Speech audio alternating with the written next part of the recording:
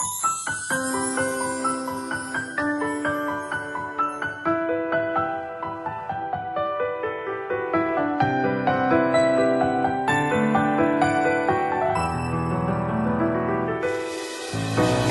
ព្រៀងវាមិនសំខាន់ត្រង់ថារូបអូនស្រឡាញ់គេ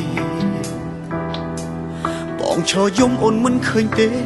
អូនឃើញតែស្នាមញញឹមអ្នកថ្មីគេប៉ុន្តែចេះប្រើស្ទីលបងអាចខាប់យកចិត្តស្រីអូនស្លងភ្លេចអស់វ័យគិតគេល្អចោលស្នេហ៍យើងឲ្យល្អកកត្រាំត្រៃក្នុងភ្លក់ភ្លើឈឺចាប់មិនទាន់បានមួយខែស្រួលផងអូនរត់ឲ្យបងជួយជូតទឹកភ្នែកយំសឹកសួលរៀបរាប់រឿងហេតុថារូបអូននឹងគេបែកគ្នាហើយអូនសុំឲ្យបងត្រូវគ្នាវិញព្រោះអូនដឹងខុសហើយតែបងនៅឡើយឈឺចាប់ពេញបេះដូងនឹកដល់គ្រាដែលអូនចោលបងគ្រាន់សុំអោបចុងក្រោយក៏មិនបានដេកចាំទៅថាបងនឹងអាចមានក្តីព្រមស្រឡាញ់អូនម្ដងទៀតដេកចាំទៅចាំដល់ថ្ងៃសេះដល់ស្នេហ៍ត្រីអត់តែងដុំស្រកាត្រូវគ្នាវិញតតែបងខ្លាចជាមនុស្សបាត់ការចងចាំអីថា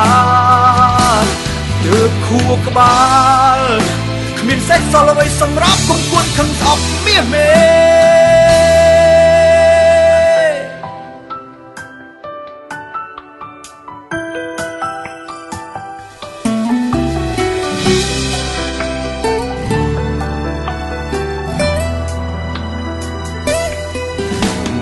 បានមួយខែស្រួលផងអូនរត់ឲ្យបងជួយជូតទឹកភ្នែកយំសឹកសួលរៀបរាប់រឿងហេតុថារូបអូននឹងគេបែកគ្នាហើ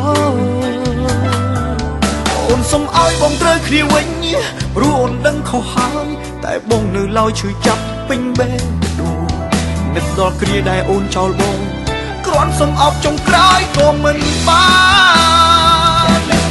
ដេកចាំទៅថាបងនឹងអាចមានក្តីព្រមស្រឡាញ់អូនម្ដងទៀតដេកចាំទៅចាំដល់ថ្ងៃសេះដល់ស្នេហ៍ត្រីអត់តែងដុំស្រកាត្រូវគ្នាវិញតតែបងខ្លាចជាមនុស្សបាត់ការចងចាំអីថាទើបខួរក្បាលគ្មានសេះសល់អ្វីសម្រាប់គុំគួនខឹងស្អប់មាសមេបងនឹងអាចមានក្តីព្រមស្រឡាញ់អូនម្ដងទៀតដេកចាំទៅចាំដល់ថ្ងៃសេះដល់ស្នេហ៍ត្រីអត់តែងដុំស្រកាត្រូវគ្នាវិញតតែបងខ្លាចជាមនុស្សបាត់ការចងចាំអីថាទើបខួរក្បាល